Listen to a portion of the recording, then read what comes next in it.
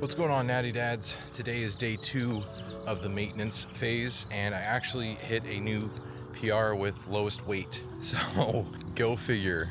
Our dinner last night didn't have a lot of carbs in it, not on purpose, it just was a meal we picked. It was like a chicken avocado meal, so that could be part of it, but I hit 156.6 today, I think it was, something around there. So I actually lost weight. That'll be an interesting thing to report to MacroFactor. I wonder what sort of adjustments it's going to make.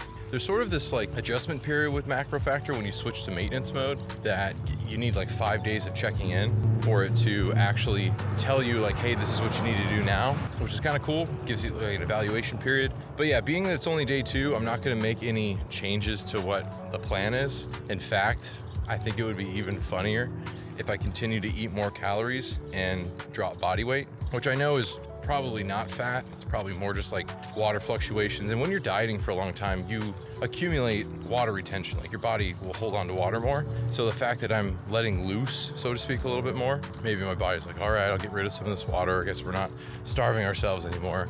So it's probably just a fluctuation of that.